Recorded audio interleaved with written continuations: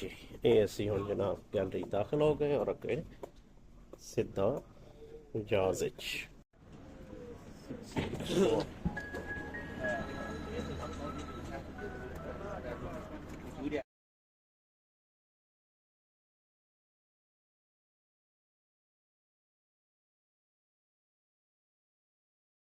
अस्सलाम वालेकुम वरहमतुल्लाह।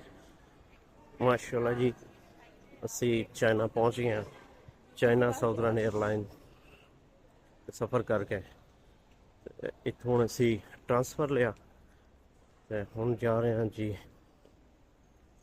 दोबारा अगली फ्लाइट लैने वास्ते। इंशाल्लाह अगली फ्लाइट साड़ी जिहड़ी है वो चाइना तो थाईलैंड है, बैंकॉक। थाईलैंड का शहर है बैंकॉक। इत्थों इंशाल्लाह असी अपना बोर्डिंग पास वगैरह मिल गया ट्रांसफर का। तो हुण अगली फ्लाइट वास्ते अगले लॉन्च जा रहे हैं जी। माशाल्लाह बड़ा बड़ा खूबसूरत और बड़ा प्यारा एयरपोर्ट है जी, कमाल का एयरपोर्ट है। यकीन करोगे तबीयत खुश हो गई है वेख के। तो जितों असी ट्रैवल शुरू किया माशाल्लाह बाहर वड्डा वड्डा लिखा होया जी इंटरनेशनल अलामा इकबाल। अंदर वाशरूमां की हालत ये आई बस स्टील के पुराने लोटे रखे हुए हैं। दुनिया कित्थे पहुँच गई है। असी जेड़ा आना चाहिए असी जनाब है साउदर्न चाइना एयरलाइन का जहाज लगा होया जी। इंशाल्लाह यही असी इत्थों फ्लाइट लैनी है थाईलैंड आस्ते।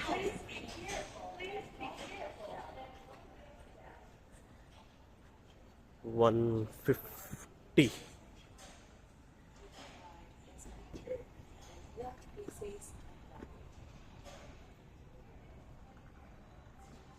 इन्हां दी सफाई इन्हां दा इंफ्रास्ट्रक्चर कमाल दा जी, कमाल दा इंफ्रास्ट्रक्चर है जी एयरपोर्टां दा।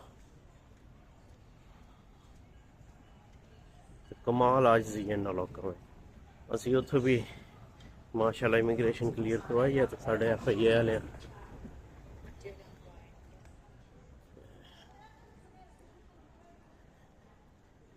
जिहड़ी हालत उन्हां कीती वो माशाल्लाह पाकिस्तानियां तो दसने की लोड़ ही नहीं।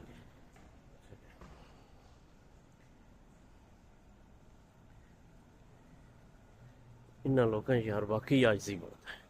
उन्हें पासपोर्ट वापस किए इतने सन इमिग्रेशन वाल और दोवें हत्थों नाल सिर झुका के तो सामने उन्हें कीते जी अल्लाह जनाब भाई जिवें असीं पीरन नजराना पेश करते हैं ना बस असीं पीरन नजराने ही पेश करते रहे हैं तो दुनिया चलते पड़ गई।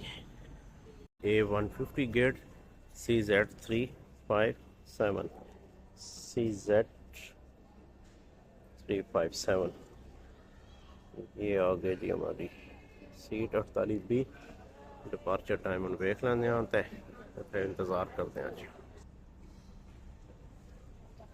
माशाल्लाह जी ऐसी अपने बोर्डिंग वाले बोर्डिंग शोर्डिंग करा के तो हम वेटिंग च अमला काउंटर तो आ गया जहाज लग गया।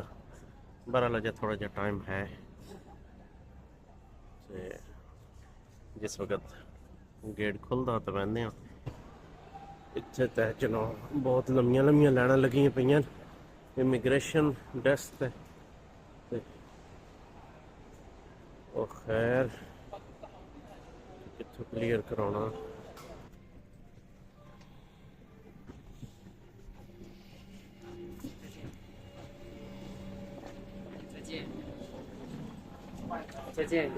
Good bye.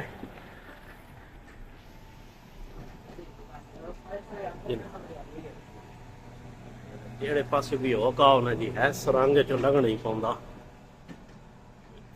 ये कल दी चौथी बारी सुरंग असी टपदे पे हाँ। हाँ जी हांगकांग आ गए।